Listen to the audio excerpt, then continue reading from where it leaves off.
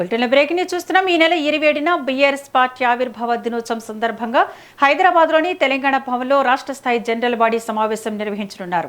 ఈ సమావేశంలో తాజా రాజకీయ పరిణామాలు, పార్టీ భవిష్యత్తు కార్యాచరణపై కేసీఆర్ దిశానిర్దేశం చేయనున్నారు. ముఖ్యంగా గత సంవత్సరం హుస్నాబాద్ నియోజకవర్గం ఎల్కతుర్కిలో జరిగిన రజతోత్సవ వేడుకల ఉత్సాహాన్ని కొనసాగిస్తూ పార్టీ శ్రేణుల్లో నూతనోత్తేజం నింపేలా ఈ భేటీ ఉండబోతోందని బీఆర్ఎస్ శ్రేణులో టాక్. ఇటీవల కాలంలో చర్చనీయాంశమైన కవిత స్థాపించిన పార్టీ అంశంపై కేసీఆర్ తొలిసారిగా స్పందించే అవకాశం ఉందన్న వార్తలు రాజకీయ వర్గాల్లో ఆసక్తిని రేకెత్తిస్తున్నాయి. రాష్ట్ర వ్యాప్తంగా ఉన్న ముఖ్య నేతలందరూ హాజరయ్యే ఈ సమావేశం ద్వారా కేసీఆర్ ఎలాంటి వ్యూహాన్ని ప్రకటిస్తారని అందరూ ఉత్కంఠంగా ఎదురుచూస్తున్నారు.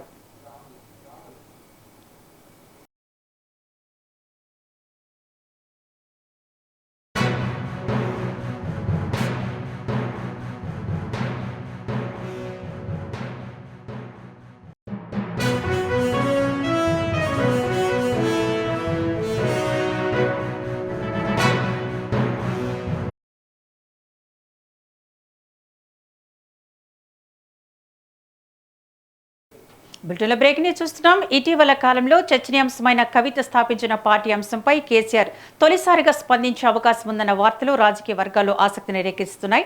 రాష్ట్ర వ్యాప్తంగా ఉన్న ముఖ్య నేతలందరూ హాజరయ్యే ఈ సమావేశం ద్వారా కేసీఆర్ ఎలాంటి వ్యూహాన్ని ప్రకటిస్తారోనని అందరూ ఉత్కంఠగా ఎదురు చూస్తున్నారు. ఇక ఇదే అంశానికి సంబంధించి మరింత సమాచారం మా ఇన్పుట్ ఎడిటర్ రాములు అందిస్తారు. రాములు,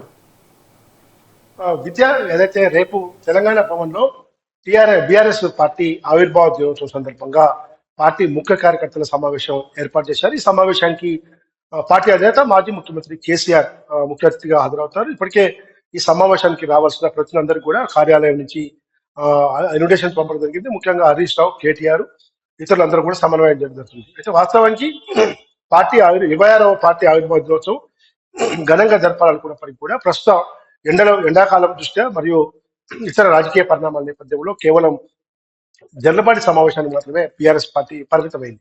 అయితే ప్రస్తుత పరిస్థితుల్లో తాజా రాజకీయ పరిణామాలపైనే కేసీఆర్ ఉపన్యాసం ఉండే అవకాశం ఉంది.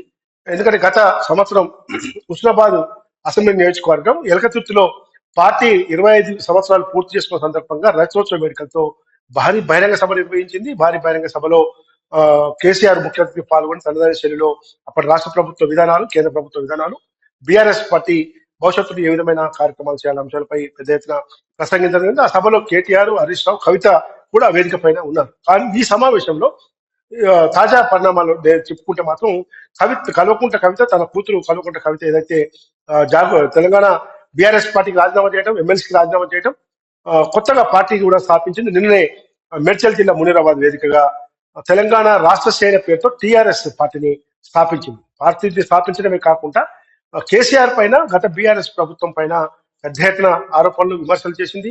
కాంగ్రెస్, బీజేపీ, ప్రస్తుత ముఖ్యమంత్రి రేవంత్ రెడ్డిది పరోక్షంగా ఎక్కడ కూడా పేరెత్తకుండా మాత్రం చేసినప్పటికీ కేసీఆర్, కేటీఆర్ పేర్లను మాత్రం ప్రస్తావిస్తూ కేసీఆర్ పేరునే ఎక్కువగా తీసుకుని ఆమె తన ఉపన్యాసంలో తనదైన శైలిలో ఆమె ఉపన్యాసం చేసిన సంగతి తెలిసిందే. ఆ ఆరోపణలు ఏదైతే విమర్శలు చేసిందో కవిత పార్టీ పెట్టిన మరుసటి రోజు జరుగుతున్న ఈ కార్యక్రమం కాబట్టి బీఆర్ఎస్ పార్టీలో కూడా కేసీఆర్ ఇవన్నీ పరిణామాలపై, ముఖ్యంగా కవిత పెట్టిన పార్టీ టీఆర్ఎస్ పార్టీ పై ఎలాంటి దిశమైన ఉపన్యాసం ఉంటుందని చెప్పి పార్టీ శ్రేణులు ఎదురుస్తూ ఉన్నారు. అయితే దాదాపు 450 నుంచి 500 మంది అటెండ్ అయ్యే ఈ సమావేశానికి కేవలం అటెండ్ అవుతారు కాబట్టి ముఖ్యంగా ఎమ్మెల్యేలు, ఎమ్మెల్సీలు, మాజీ మంత్రులు, నియోజకవర్గ ఇన్ఛార్జీలు, జిల్లా పరిషత్ మాజీ చైర్మన్లు, కార్పొరేషన్ల మాజీ చైర్మన్లతో పాటు విభాగాల అధ్యక్షులు, కార్యదర్శులు కూడా పాల్గొంటారు.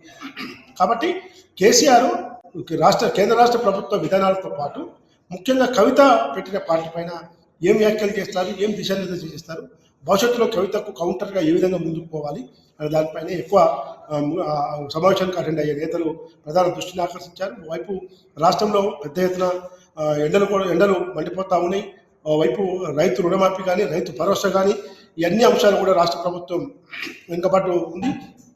మరోవైపు కాళేశ్వరం ప్రాజెక్టులో జరిగిన అవినీతిపై ఏదైతే కమిషన్ వేసిందో కమిషన్ నివేదిక తప్పు అంటూ హైకోర్టులో ఇచ్చిన తీర్పు నేపథ్యం, తర్వాత సిబిఐకి వెళ్ళాలని చెప్పి సిపిఐ డైరెక్టర్ కార్యాలయం ముందు ధర్నా చేయాలని అవసరమైతే చేయాలని చెప్పి ముఖ్యమంత్రి రేవంత్ రెడ్డి నిర్ణయించడం, ఈ పరిణామాలు ఇవన్నీ కూడా ఈరోజు మాజీ ముఖ్యమంత్రి బీఆర్ఎస్ పార్టీ అధినేత కేసీఆర్ రేపు సమావేశంలో దిశానిర్దేశం చేసే అవకాశం ఉంది. ప్రధానంగా మాత్రం ఇవన్నీ కేంద్ర రాష్ట్ర ప్రభుత్వ ప్రజా వ్యతిరేక విధానాలు, కేంద్రంలో జరుగుతున్న విధానాలు, ప్రధాని నరేంద్ర మోడీ అవలంబిస్తున్న మహిళా రిజర్వేషన్ బిల్లు విషయంలో కానీ, డీలిమిటేషన్ల విషయంలో కానీ, మన జరిగిన పార్లమెంటు పరిణామాలు ఇవన్నీ చర్చించినప్పటికీ ఇటు రాష్ట్రంలో కూడా ముఖ్యమంత్రి రేవంత్ రెడ్డి పదే పదే కేసీఆర్ను టార్గెట్ చేస్తూ కేసీఆర్ పై ప్రత్యక్ష విమర్శలు చేస్తూ పెద్ద ఎత్తున వాడివేడి విమర్శలు చేస్తున్న సందర్భం కూడా చూస్తాం. అయితే మొన్న 20న జరిగిన జగిత్యాలలో మాజీ మంత్రి జీవన్ రెడ్డి బీఆర్ఎస్ పార్టీ చేరిన సందర్భంగా కేసీఆర్ కూడా రేవంత్ రెడ్డిపై కొంచెం పెద్ద ఎత్తున మండిపడడం జరిగింది.